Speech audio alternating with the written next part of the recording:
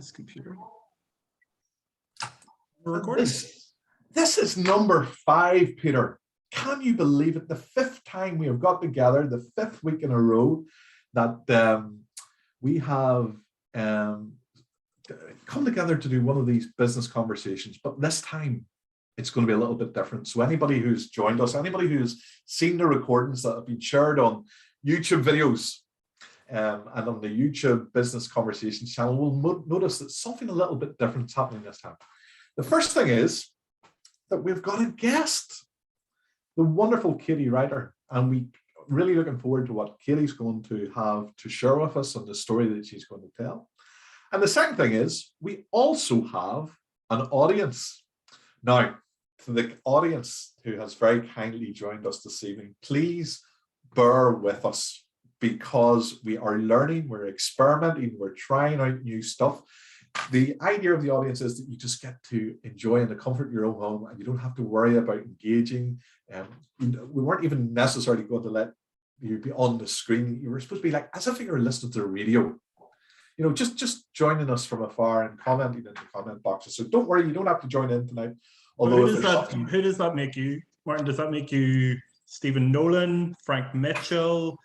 Who else have we got? Pete Snodden. Does that make you one of the trio there? Pete Snodden? I don't know. Who would I be? I hope I'm not Nolan. I certainly hope I'm not Nolan. Frank Mitchell? I'm not really that. You know, I don't know. Maybe Pete Snodden. Hugo Duncan. Do you like Hugo Duncan? Hugo Duncan, maybe close. So anyway, guys, this is what that's all about tonight. This is being recorded now. It's going to be shared to the YouTube and Peter's YouTube Business Conversations channel, and we are live now. So Peter, do you want to tell us a little bit about what's going to happen this evening? Yeah, absolutely. We're really excited. We have, well, we're really pleased that our business conversations are still going. This is maybe the 5th episode or so, Martin, but it only feels like last week that we started this and we've been watching and we've seen a lot of viewers, more than we expected, more subscribers, and we're really pleased about that. It's fantastic. We also have talked about having a guest on, and we're really delighted that we have a guest on. Someone has decided to come on and talk with us in our business conversations. So Martin, maybe you'd like to tell a little bit about our guest, and I'll let her in.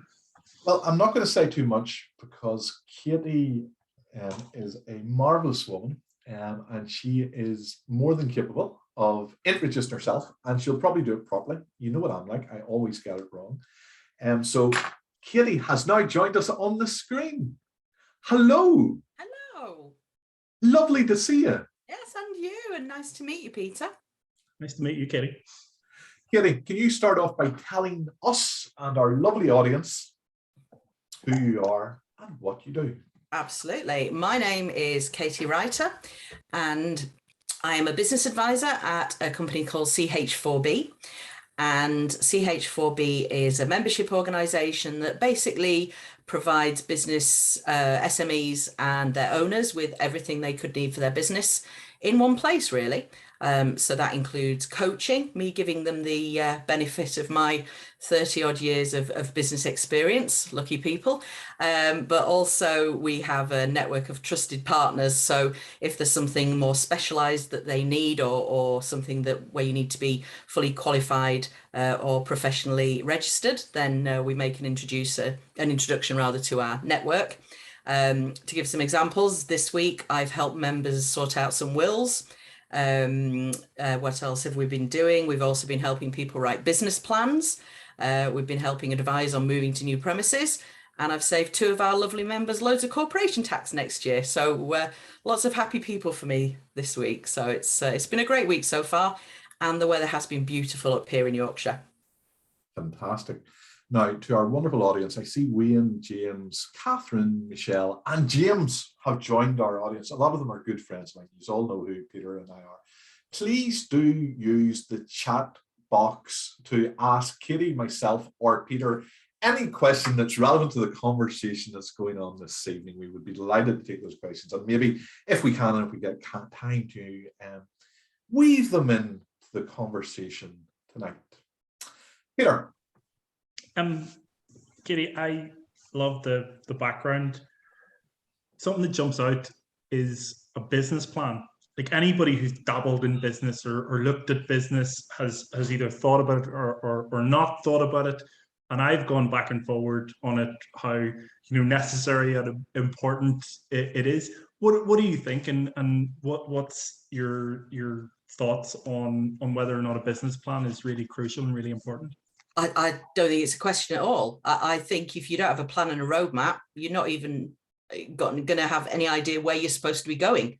So how are you even going to know whether you get there or not? It's absolutely vital. And believe me, I've heard everything from, we don't need one because we're not going to finance for, oh, it's all right, it's all up here. It's personal choice, but I always say, please have a business plan. Even if it's only 3 or 4 items, you have to have a business plan. But also, please don't write a business plan and stick it in a drawer and get it out in 5 years' time and go, oh yeah, look, we had a business plan. It's a plan, it's a roadmap. Every day, week, whenever you have a meeting, you should be seeing where you are on the map, seeing how you're advancing, seeing if you need to change things. A business plan, if I could tell business people to do one thing only, it would be have a decent business plan. That would be my top tip of the evening, if you like. You have to have a business plan. Here's a bit of controversy. Is the truth not more that you have to have business plans? Because you need a different business plan for everything you use it for. And the moment the business plan touches reality, it changes. Would that be the truth? Because I certainly, the business plan I need for the bank is somewhat different from the business plan I need for investing in iFunding, which is somewhat different from the business plan I need for investors. So would it be the case that a business? No, I think you can write one plan that will cover all bases. Obviously, if it's something that you can be presenting to people outside your company, then you probably need to have slightly different things in it. But really, the basics around who are we, what do we want to sell, who are we going to sell it to, how are we going to sell it, and how are we going to know whether we've actually succeeded anything. So those are the basics, and each of those different segments could be 10 pages long or 1 paragraph long. So, at the end of the day, the structure of it and the contents are a really personal thing. I mean, everyone's business is really personal. Martin, you're an accountant and you will be different to another accountant who is just down the road from you in Belfast. So every business is different, even if fundamentally they look the same. So it has to be very, very personalized, and they all have to be different. They have to suit your business, and they have to be a working document. You can change things on them. And if something doesn't go to the plan, it doesn't mean that you failed and you should throw it away. It just means, oh, well, let's just take a little diversion. Like if it was a roadmap, you come up against something you can't get over, just go round it. How are we going to get round this? What are we going to do to get round this, to get to where we want to be? It's a constantly evolving thing as a business plan. An excellent point about 2 businesses doing the same thing can be very different. James all Perry, different. Peter and I both know James Perry. James Perry is a fellow accountant, but he does a very different thing. And James, and the reason I'm giving him a shout out to you, he's commented in the chat. I don't know if you can see the chat, Katy. I can if I click. Hold on. Is it rude? Is it all right? No, it's I wonder why it was hidden. James Perry, FCA. James, why are you hiding this from me? What's this? No, I've got it now. A solopreneur. Oh, God, no. Just basically a roadmap.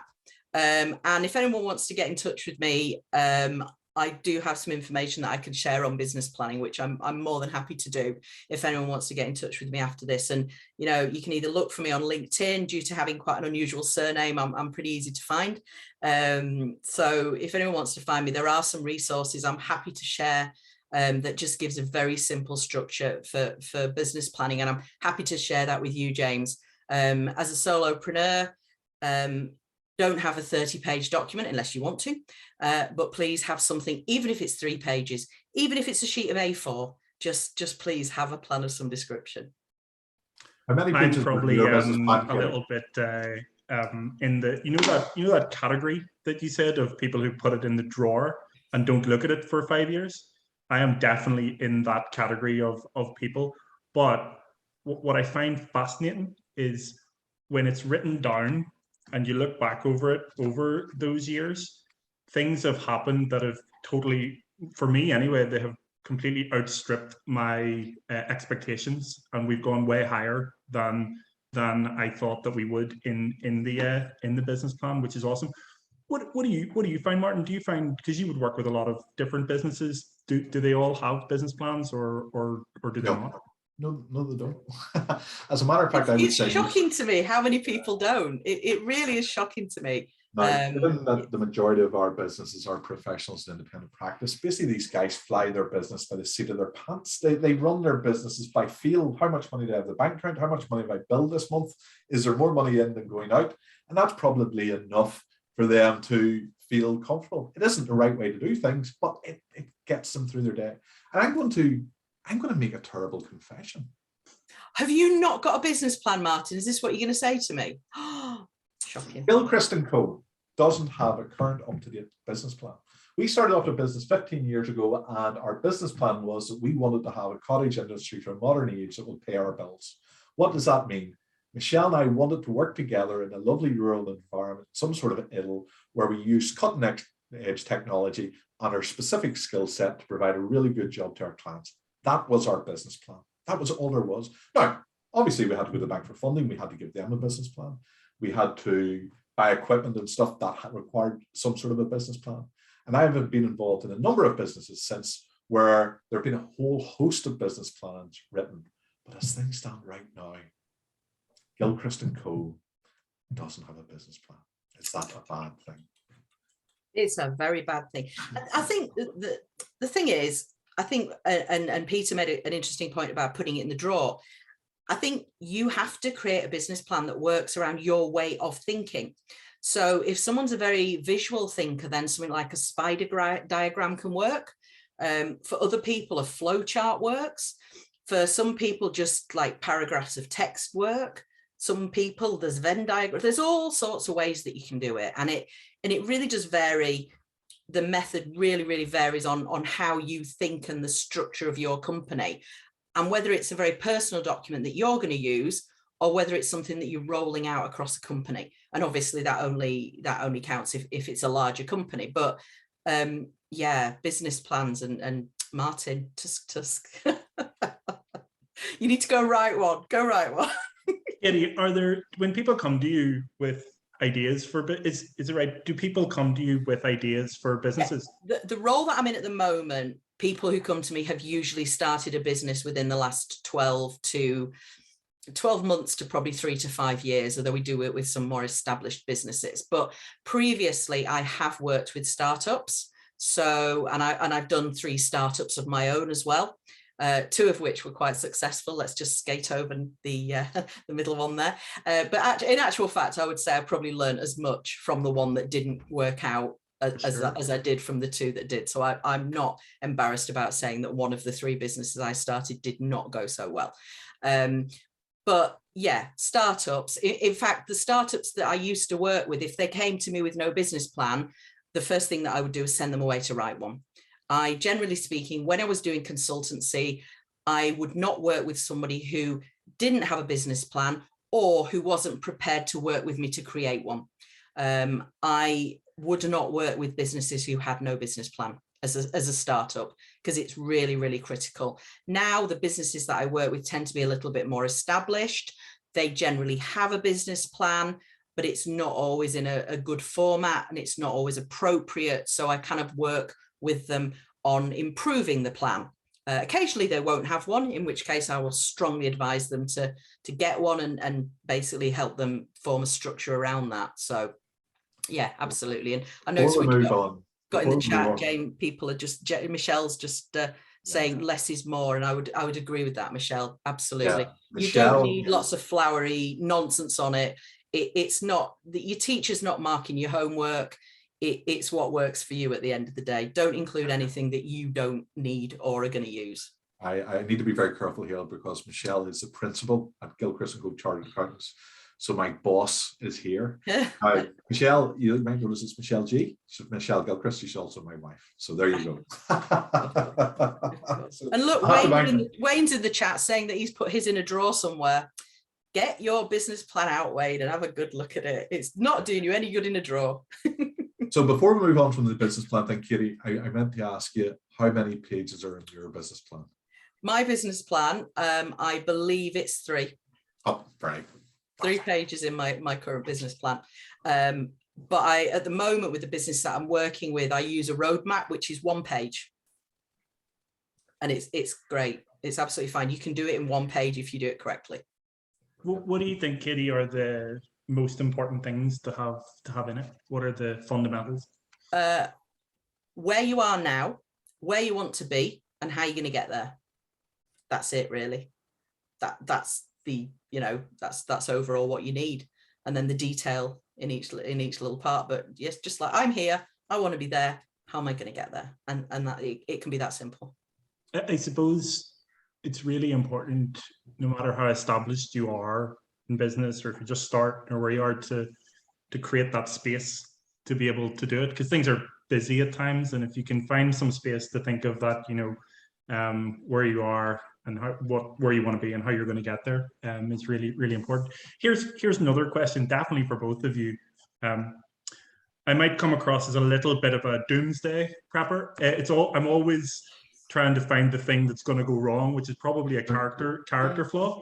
But if you're working with established businesses, where do you see them failing or heading towards failure? Are there any things that businesses are doing that are just crazy, or are there any things that people aren't doing enough of? Martin, do you want to go first? Overtrading. It tends to be in this environment, when there's so much going on, people are so busy, where they take on more money than the cash flow to deal with. That can be very dangerous. So effectively, there's loads of work, let's take it all. They don't have the staff, they don't have the resources, they don't have the money to buy the stuff that they need to buy in order to do the stuff that they need to do and live up their promises. They end up letting down clients. When you let down clients, that has a long tail. People remember that. So you need to be very careful, and it can cause a lot of damage, where when you're in the middle of a boom time and there's a sense that recession's coming down the line, that you don't overtrade now because you're panicked that the money won't be there in the future. You have to try and sail a steady ship at all times, both through the boom times and the bad times. So that would be a biggie at the particular moment, overtrading. Yeah, no, I would agree with that. I would definitely agree with that, Martin. From my point of view, I would say that quite often what I see is people who are having success, and because they're so caught up in the success and so busy and firefighting, they're not able to take the time to step outside. And I know this is a horrible cliche. I say this and I cringe when I hear it. You need to work on your business, not just in your business, and just finding time to pause, step out of the business. And even if it's just an hour or 2 a month, to just sit down with no distractions and figure out where your business is going. Because all too often we get people wanting to work with us because they're having problems. And that's absolutely fine. And, I love helping people solve their challenges, but it's nice to stop them having challenges as well. So I think being able to anticipate what might happen. Obviously things happen. I mean, gosh, we've just been through 2 years that nobody could have predicted, haven't we? So there are things that nobody can predict, but I think really being ahead of the game and really understanding what could go wrong in your business, and not burying your head in the sand just because the money is coming in at this precise moment. I think that is the key mistake that I see. Just take some time to have a look and consolidate and see how we're going to basically keep this going. That would be the main thing for me. Michelle and I were down in the Stormont Hotel today, and we had a very interesting meeting with a friend. It wasn't a client, it was a friend of the practice, and we were just having a general conversation about business. And one of the things he brought up that I think is very pertinent to your question, Peter, is that he was working with, and I don't want to name any names, obviously we don't want to give away any confidences from private conversations, but he was telling us a story that he was working with a guy that was building, for want of a better word, garden rooms, that type of a structure, those type of structures you can put up anywhere and have the electrics and the windows and the comforts that go with all that type of stuff. And they had a brilliant business, a very high quality product that people really wanted. But what they had done wrong, and what was crucifying their business, was pricing strategy. The low-level versions were too dear, and the high-level versions were too cheap, and they just were losing money all over the place, even though they had a brilliant product and were able to do it very well. I think pricing strategy is another thing, apart from overtrading and what you've just discussed, Katie. I think you have to know what your prices are. What prices give the ultimate value to your clients based upon what it is that you can provide. I would just add a little bit more to that as well, Martin, and talk about cash flow. I think last time we spoke, Martin, I banged on about cash flow quite boringly for far too long. But I do work with a lot of businesses who look at their order book and see cash flow. What they're not looking at is the bottom line there. They think, I've got a full order book, I've got all these orders, I've got all this money coming in, and it's all great. That money is not yours until it is sitting in your bank account, basically. So you cannot sit back and relax because you've got a full order book. You have to make sure that you're fulfilling the orders, service, whatever it is that you're providing, and making sure that you're getting that money in and that you are still hitting those profit margins, because it can be tempting to take on work, particularly in the early days when you maybe don't have as many clients as you want. You may take on work that's not profitable. And if that's just strategic thing that you've decided to do, great. But if you do it and then when you actually get paid, you think, oh, we made a bit of a loss on that, or we didn't actually make any profit on that, you'd have been better not to do it at all in the first place. Yeah. So I would say keep an eye on that cash flow. If you've got a good accountant, they should be helping you with that. And they should be able to help you keep on top of the cash flow and the profit margins as well. So get yourself a good accountant would be my other piece of advice as well. Yeah, some fantastic comments on that coming through in the feed here. I see Wayne Danner saying, and this is, I think, Peter, I would like to ask you about this as well, because he's talking particularly about Northern Ireland. It can be hard to get your asking price in certain cases in Northern Ireland. Wayne says, what's your thoughts on that, Peter? As a Northern Ireland man, business person, is that the case? And Katie, when Peter's answered, is that the case everywhere? Yeah, it's definitely the case. It's tricky to get, the value. You have to really prove the value. You have to really work out what it does cost. And it does actually bring me back to just to harp back to something that you brought up, Martin. How do you work out your price? What's the best? I know there's no. I also harp back to something that you said, Katie. Two accountants are not the same, and that's what I find. Two businesses that are in the same niche or that, I find that they can be completely chalk and cheese, even though they sell the same thing. I think it's down to businesses being made up of people and people being very different, and that then turns into something that's different, different accountants. So is there a way, Martin, to figure out what your price should be? Is there a key to that? Here's my answer. This isn't a fair answer. Maybe it's not a straight answer. I think it depends on the business.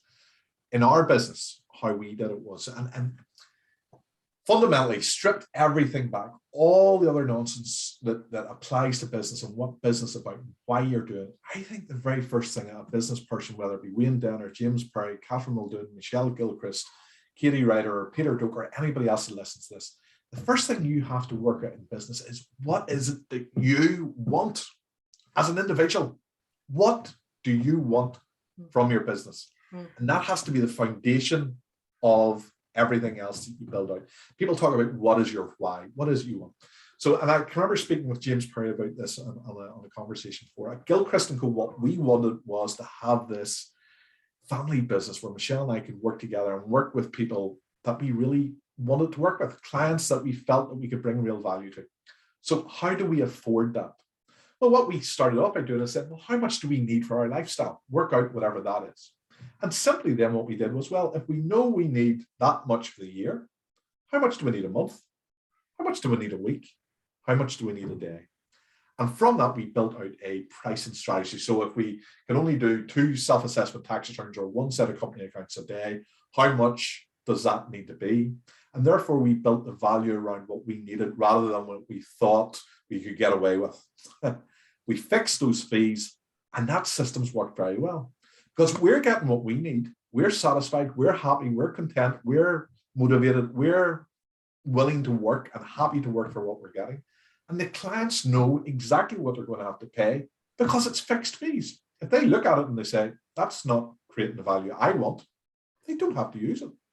If they're going, that is the value I want, they're not going to be disappointed because they know exactly what they're getting the fee it's going to be. That was a very simple method we used. Do you care about what the marketplace, what competitors are charging? Does that come into your thoughts? It has to an extent, because if we were coming through and we were double the going rate for a practice of our type and experience, we wouldn't exist. We have to be competitive. Also, inflation is now starting to have a bearing on what we charge, because our price, we don't want to put our prices up. Of course we don't. That's the last conversation we want to have with our clients. But we have to live in the real world. And at some point, prices have to increase. But it always stays within that model. What do we need in order to have the livelihood and the pension and the holiday and the house and the car and the ambitions? What do we need? And then we boil it all back down again. Very simplistic model, maybe not the perfect model, but it doesn't take an awful lot of work. It's easy to keep track of, and it seems to keep everybody happy. What do you think, Katy, about pricing and how to figure that out? I can't comment on Northern Ireland, unfortunately, so apologies for that. But I watched a documentary a few years ago about IKEA. And the thing that was really interesting to me is when IKEA price, they don't start with the price and design the item, they start with the item. So they get their designers to design the item first, and then they see how much it will cost them, and then they see how much they can charge for it based on their profit margins that they want. So that is how IKEA price. And it's quite a similar way to how Martin priced, really. It's he works out what he wants, and then he works out how he needs to price to achieve that, obviously taking into account competitors as well. And I would say one of the biggest mistakes that I've seen business owners do, and this tends to be worse if it's people on their own, apologies for the solopreneur amongst us and any others as well, is that they don't factor in their own time enough, and they don't value their own time enough. So I've quite often seen it with smaller businesses where people think, well, I can make this item. This is the cost of my raw materials. This is the cost of my marketing. If I sell it for this, then I will make £10 a unit profit. And I said, well, how many hours did it take you to make that? 3. I went, right, so you got £10 profit, so you're on about £3 an hour then. Oh, hadn't thought of that. So I would say you really have to value your own time in the business as well. As a business owner, sometimes we can be the last person who gets paid. And on occasions, we even don't get paid because we want to make sure everyone else gets paid first. So, that happens. But I think you have to value your own time within the business. I think it's really, really important. And when you're working out pricing, factor your time into that. You can make a decision that, okay, initially I'm going to get £3 an hour, and that's okay when I build up the business. But it's quite unnerving when I ask people how much is your time worth, and they don't know, or they don't value it. That's again another thing that I would say business owners need to look at.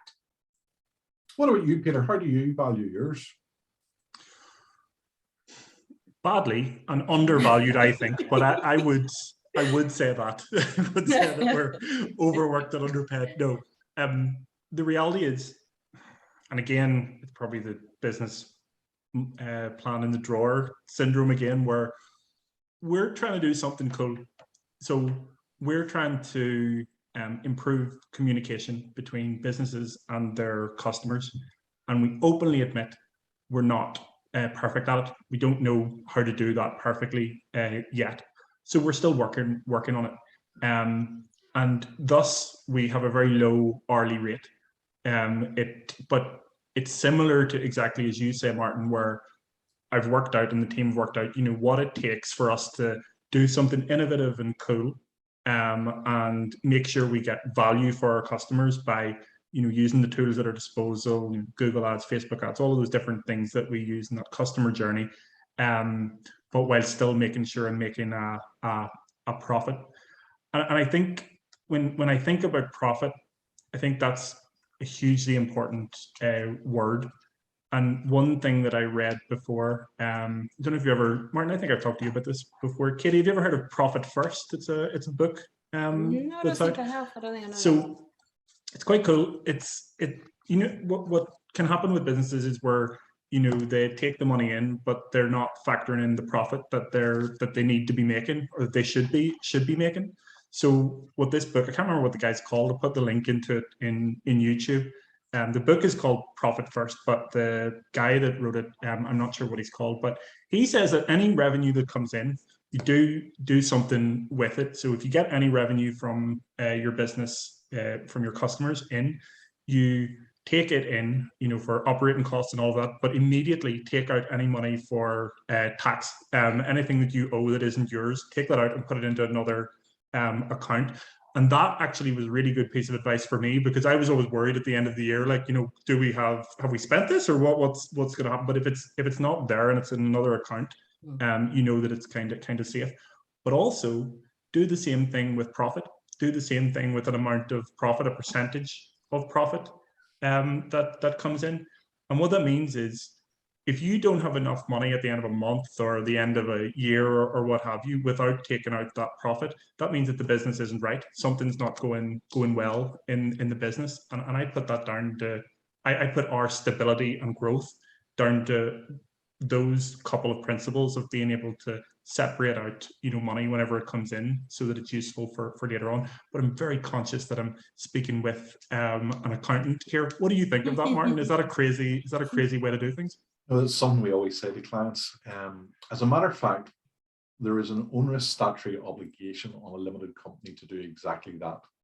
Because, and I don't want to get too technical with all boring accountancy stuff, but effectively what happens in company law, there's a concept called a director's loan account, and you're not allowed to overdraw it in company law. Otherwise, that you're effectively trading as insolvent. You're not allowed to do that either. And people go, well, how could that happen by accident? How could I accidentally overdraw my director's loan account? And it's because they forget about the tax. So if you earn, under the director's loan account rules, you're allowed to earn what you've either introduced, or spend what you've introduced, or what you've earned. So if you earn £100,000, you sort of go, well, I can spend £100,000. Happy days. The difficulty is that in earning that £100,000 in a limited company, you have created a liability of at least £20,000 of tax. So if you spend £100,000, you've overdrawn your director's loan account, and that is a bad thing. So there's a minimum that you should be, if it doesn't matter whether you're a sole trader or a limited company, but there's a minimum that you should be setting aside just to cover the basics. Never mind to think about savings, pensions, investment in the future, safety fund, you know, recession fund, or whatever the case may be. The very basic is probably about 30%. Yeah. And maybe to be safe, about 35% should be taken out of every, you know, your month's billing, effectively, the month's, not even billing, money that's come in, so your cash flow in, that should be taken out and set aside in the business reserve account. So when you get to the end of the year, you are not over-directed down in your director's loan account. You've got money to pay your taxes, and you've got money to deal with any emergencies or happenstance that may happen throughout the year. So if you're looking for a magic figure for what that might be, 35%. Yeah. I would suggest. It terrified me. It terrified me that, you know, not really understanding that so well. And it was never an accountant that ever said that. It was reading that book, and Catherine has kindly put the name of the chap into the chat function.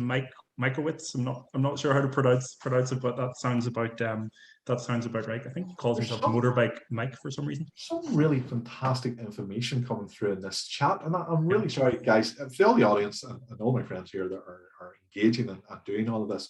I'm really sorry that we're not pulling out more of this, but I think there's so much to say that we're limited for time. Unless anybody feels strongly, and this is just an idea that's popped into my head, Peter and Katie, what I think I'm going to do, because when you close a Zoom call, the chat disappears. You know, it's not recorded as part of the video. But I'm going to check this with everybody after. I'm going to take a copy of the chat, and I might, if everybody who's in the chat is happy for me to do so, I might have it shared with the video when it goes up. Unless there's anything personal or private or anything in there that maybe didn't want to be shared, obviously we won't do it. But if people are happy for us to do actually, I think there's some fantastic stuff coming through in that chat. Absolutely. Katy, another question. What do you love about what you do right now? What are some of the really bright days? What are some times where you go, yes, this is good. This is what I came here for? You know, it's quite interesting because I remember I was on a forum a while ago, and I remember someone quite rudely said to me, if you're so good at business, why aren't you running your own business and earning millions of pounds yourself? That is rude. That is rude. That is rude. However, what I would say is I ran my own businesses and I had success and it was great. However, at the moment, I am working with around 50 companies. So I get 50 lots of success. So it's absolutely brilliant. So just some of them are little wins. Some of them are people moving to bigger premises, people taking on a new employee, people coming to me saying, oh my God, Katy, I've made so much money. How do I not pay as much corporation tax next year? So every time I get to speak to one of my businesses and I help them and I see the results of that, you know, it's absolutely great. I mean, somebody sent me photographs today of their new Tesla that we've helped them source. So, you know, just really crazy little things like that, just these little wins that I get to experience vicariously, if you like, from all my business people. I also do some pro bono work. I'm particularly passionate about helping women with small businesses, usually sole traders, and helping them to get there, quite often more of a lifestyle business off the ground. And quite often these will be women who have struggled to get into mainstream employment due to childcare issues, due to lack of experience or qualifications. So when those women actually start to see some success in their business and they manage to come off the benefits that they perhaps had to rely on, or, you know, they can treat their kids to things, and or their kids are no longer getting free school meals because they've hit that threshold for earnings. When I see those women start to achieve successes, that to me is more fantastic than being out there earning millions of pounds for myself. Because what do I need millions of pounds for? You know, I've got a house that I like in an area that I like. I've got 2 fantastic teenagers, mostly. You know, I've got a husband. I've got a nice life. Would it be any better if I had £1 million? Possibly. But at the end of the day, if I had £1 million, I probably wouldn't be doing what I'm doing. Or maybe I would, I don't know. And I wouldn't get to experience those highs every single day that I get. So, you know, that's for me why I'm here and why I'm doing it. I get to experience other people's success that I've hopefully had a bit of a hand in. And it's better than anything else I've ever done in my entire life. It's better than smashing sales targets, winning awards, all those things. This is just better. You know, that's it. Yeah, absolutely. Martin, what about you in Gilchrist and Co. and also in Workshore? What are the greatest parts? What floats your boat? I think you know the answer to this, Peter. I think everybody who knows me knows the answer to this question, and it's all about connecting to people. It doesn't matter whether you're a Gilchrist and Co. client or not. If you're interested, if you're passionate about business, if your business and you have a purpose in the business environment in Northern Ireland, I want to be connected with you until such a time as you find out you don't want to be connected with me. Not everybody wants to be my friend. Could happen towards the end of this. Could before the chat's over this evening. But reaching out and connecting. What does connecting mean? Let me give you 3 examples of business relationships that I can evidence as true connections. I'll give you 4. The first one is, and the most obvious one, is in the chat tonight, and the audience we have on here, Wayne, James, Catherine, Michelle, they're all here supporting us now because they like us, not because they have to be here, not because they're going to make a profit, not because they're going to sell us anything, because they're part of our network and they're genuinely here to help us out and do a good thing. I really, really appreciate that. Katy, you're here because you met me before, you're connected to me, and you're helping me out, and hopefully this is helping you out as well. So that's one thing. The second thing is, at the weekend, Michelle and I were in Port Ballantrae. Katy, if you've been over to Northern Ireland and you haven't been to Port Ballantrae, make sure to go there the next time you're here. It is a beautiful coastal village on the north coast.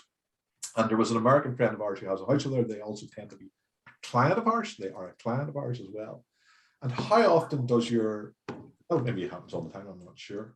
But our client invited us to a lovely party that they were having up in Port Ballantrae. And Michelle went up and we spent the weekend up there.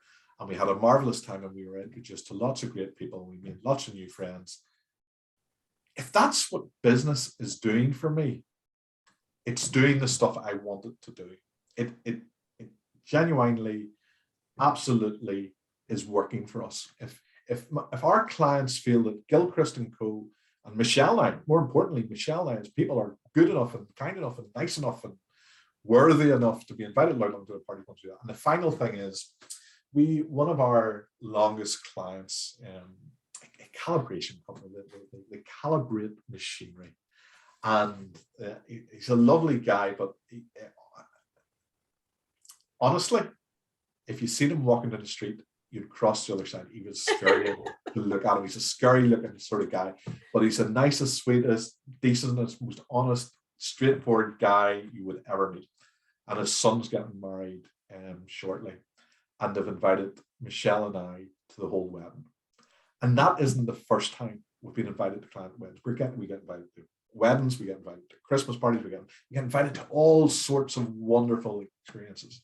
And what I put that down to is that they don't just appreciate the value of the service that we provide, but they like us as people. Mm-hmm. And if you're in business and you get to work with people that you like and people that like you, that makes business so much better. So much better. Yeah. That's the answer to your question. It is true. I would say I dropped an email to one of our clients last week, and I dropped him an email and said, we haven't caught up for a while. Shall we find time to have a meeting? And he replied and said, I'm crazy busy at the moment. I'm in the middle of moving offices. Things are absolutely manic. However, I'll always make time for you because it's always a pleasure to speak to you. Let's get something in the diary this week. And again, that is just, that's what gets me up. That's what gets me up in the morning, on a Monday morning when it's beautiful outside and I'm thinking I'd rather just go out for the day with the dog. That's what gets me in front of the laptop, that kind of feedback and that kind of response from the people that I work with. And let's not be silly. Not every day will be like that. It's not all butterflies and unicorns. There's bad days. And I often say you could be giving out £50 notes and you'll come across somebody who's not happy for whatever. Or you might make a mistake, or somebody might have picked you up wrong and you might upset or offend somebody accidentally. So it's not all fluffy, lovely, everybody getting on.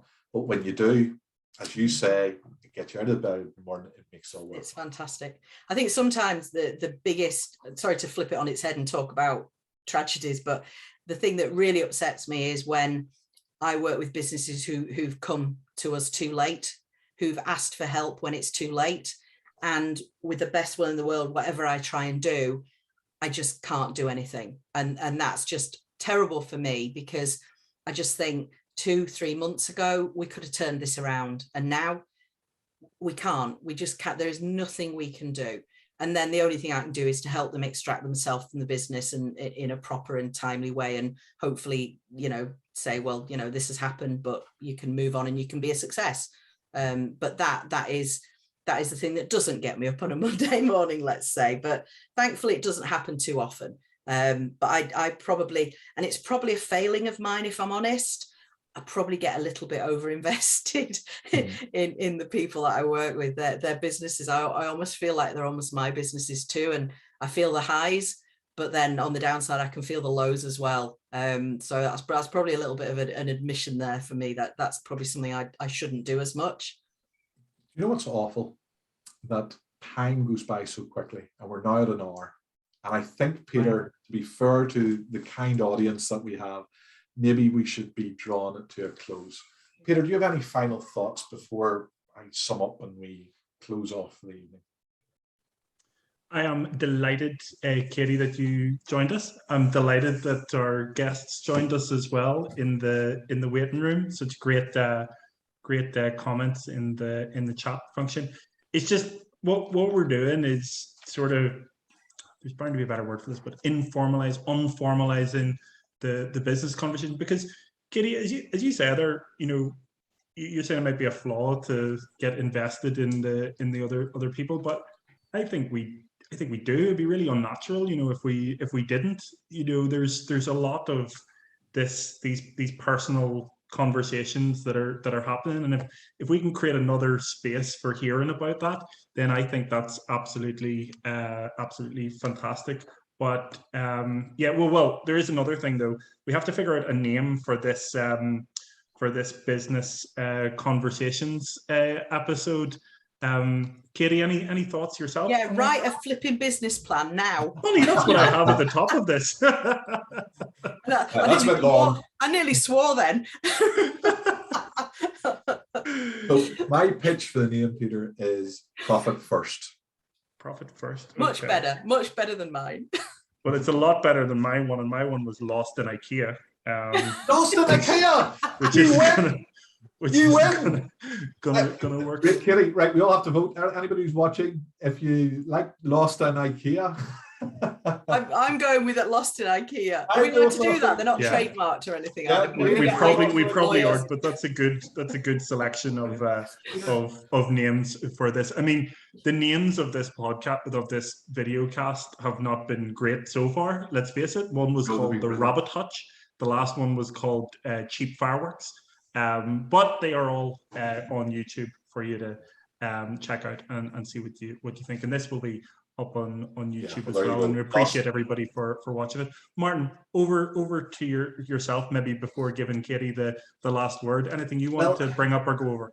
I think what I'll probably have to do, I want to summarize, because I want to ask favors of all the kind people that have asked us this evening. I wouldn't want to do that over Katie's final words. So Katie, any final thoughts before we close the evening, briefly and shortly? No, I just want to say thank you so much. It's been really, really enjoyable, and like I say, I've got to talk to people I don't live with, so that's always nice. And I've got to meet some new people as well. I've got some brilliant questions in there, and I just say, Martin talks about connecting. I love being connected with people, and I love connecting people, helping people out. I never say no. If I don't know something, I will find it out and I will introduce you to somebody who might know it. So if anybody's listening, anybody on here wants to connect with me, please do feel free to look me up on LinkedIn and connect. I would absolutely love to add to my ever-growing list of connections.